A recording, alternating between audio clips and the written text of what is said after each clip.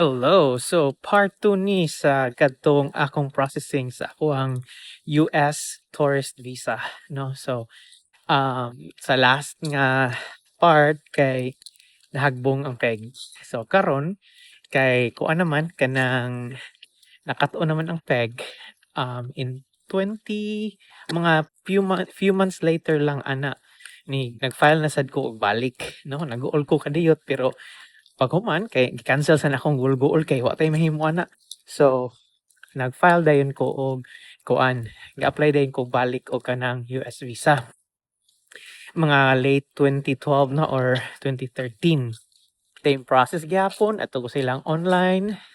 Nag-book ko og kanang kuan, nag-book ko og appointment para sa interview. Bayad na sad og mga $300 lagi to.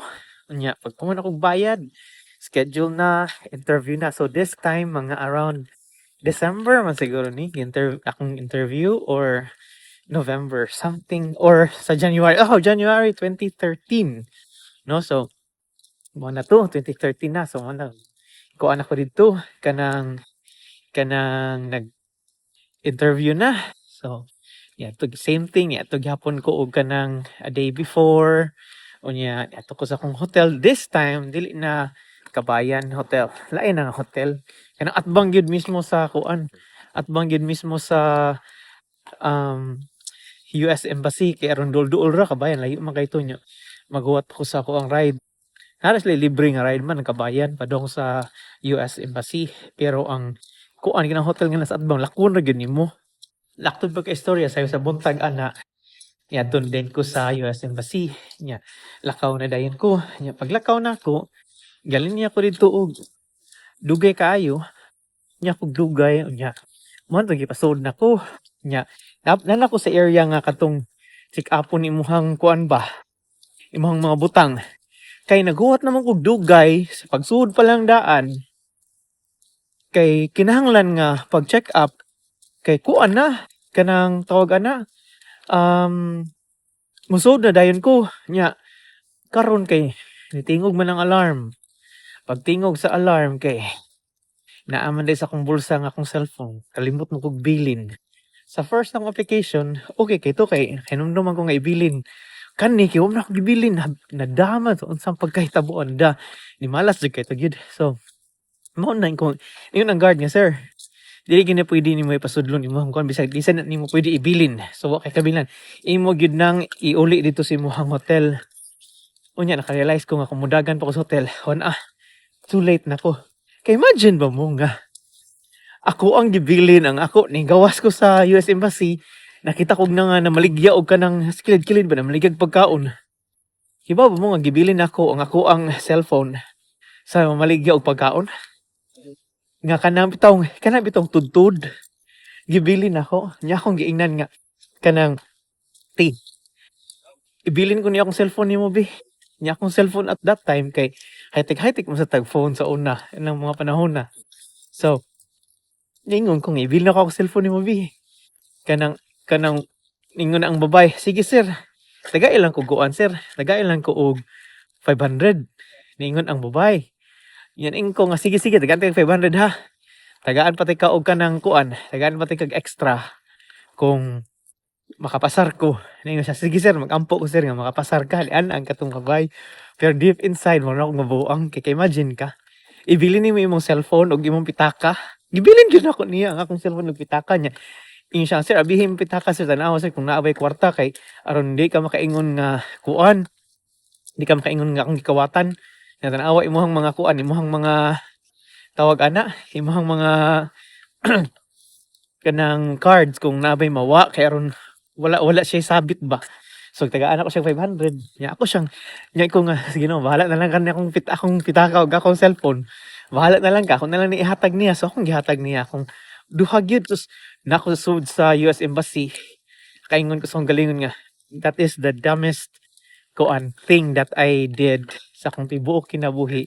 Ibilin ang imong mga importante nga stuff sa usa ka tawo nga wag ka kaila hapit. Wa jud ko kaila no. Mi ko punta na siya pangan. Actually wa ko punta na yan. Mag-picture tami nila niya. Sa na ako pag-picture sa may dungog sa picture kung ibilin na nako akong cellphone niya. So laktod bi kay istorya ra ko diyang gibilin gibayaran nako siya og 500 niya gipromisean nako nga ada nako og lain kung makapasar ko. So mga to dito nako. So same thing ang nahitabo. Interview na ko niya sa kato ng last portion na nangutan na og naaba ko ko'y application nga pending nya kanang naaba ko'y application nga if I were denied visa sa ako ang mga applications nya ingon ko nga yes na denied ko once akong gana na denied ko once kano sa lang katong last year or this year na ako siya nga okay anong gi-deny man ka kay giingnan ko nga kuan wala ko'y enough reason to come back to the Philippines. Unya, at that time, kay kuan naman ko, regular naman ko sa CNU. Unya, nagpakita ako og kuan kanang contract nga regular nako nya niana siya nako nga kanang unsa may imong gibuhat nga maka-confirming nga kuan mo balik ka sa Pilipinas after your visit. Unya, akong ginan nga regular naman ko sa akong trabahoan ana na. So pagkahuman, okay, can you tell me about your job? Di pangutana ko nya karon kay gatuon naman ko. Gatuon naman ko. So ako sa taon, ginamay gasulti na ako. Akong kauban sa simbahan sa una, gisultian ko nga kung interviewon ka og US Embassy, kuhan jud ka, ratatat jud kag istorya. Nya hatag jud kag example. Nya ayaw tubag mao na ni siya importante. Dili ka mo tubag sa or dili ka mo share sa mga butang wala kay pangutana. So kung tana kay about trabaho, ayaw pag istorya about sa imuhang other stuff nga gihimo like your hobbies or whatever. Kung unsay gitubag, unsay gipangutana tubag niya conversational. Dili sila ginahan og question kanang kuan kanang question and answer ba conversational good ana chika hi good morning pag-ingon niya good morning insa ko nga hi good morning how are you na ako how are you ingon sa siya nga oh I'm good thank you and how about you ikaw nga I'm a little bit nervous today nya mo na to siya nga oh don't be nervous this is just a question and answer ginaan ko niya so ako sa itawon kay kanang na nervous ko nga nawagtang na lang ba at that time confident na kay gusto lang kay bawo nagugos sa drill no to dagay siya pangutanan nako iya kong gi hatod mura na lang mi og kanang nag kuan ba kanang tawag ana question and answer kada bang chika na lang baga chika ni ana ang kuan nako kanang niya siya nga I wonder nganong gidinay ka last time nga pwede ra mo ka mo balik ning ko nga yeah that's what I thought nga I was wondering why I was denied nga pwede ra mo ko mo balik sa Pilipinas nya ningon ko nga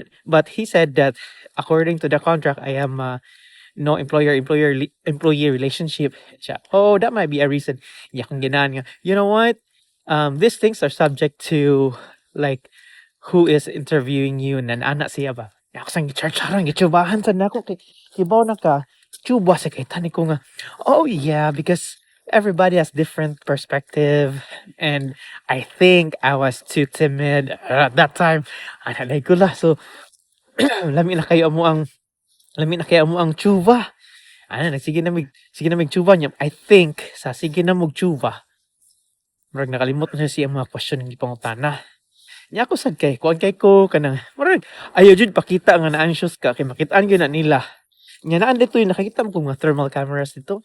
So, ang thermal cameras mo detect sa imong temperature. Unya kung anxious ka kay mo taas mo gud imong temperature nana ba. So makita nila ngilantan ka or whatever. So, mao na to na chuba kay kustan drama kaayo.